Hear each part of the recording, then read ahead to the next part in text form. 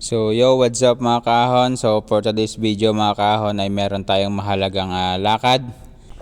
Tayo nga ngayon mga kahon ay kasalukuyang bumabiyahe at patungo tayo ng Alabang. At kasama nga natin mga kahon ang ating dalawang chikiting at si Mrs. So dahil pupunta tayo ngayon ng Romblon. So kailangan natin pumunta ng Alabang para makasakay tayo ng bus na biyaheng Batangas Port mga kaahon. So ayan, nandito na tayo sa Alabang mga kaahon. Ayan, didiretso lang tayo ng Alabang Bus Terminal. Dito na tayo sa Diversion Road, Batangas City na. Malapit na tayo sa Batangas Port.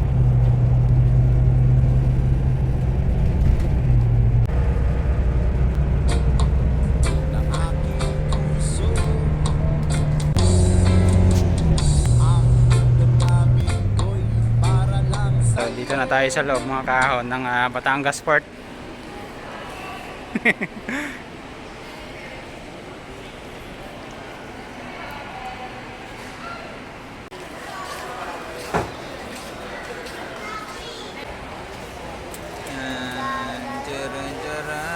Batangas Port. Hello. Dito tayo ngayon sa Batangas Port. Pauwi tayo ng Romblon. Nini, hello. Mama.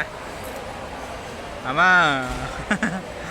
Tutong, oh, pogi. Yan.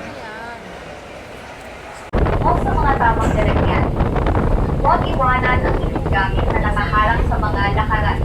Manatiling walang apikay sa sigarilyo ng sukat. Laging bantayan ang inyong mga anak kung anak kasama sa biyahe. Alon, tumawag na makinis ng trains para maiwasan ang reverse traffic.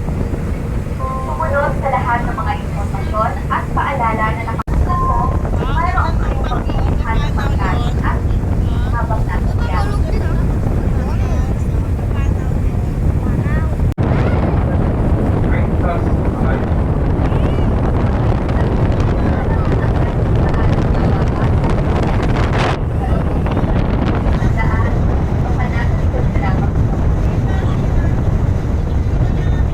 Siguruhin tanggalin muna ang mga matatalas na bagay sa inyong usapan.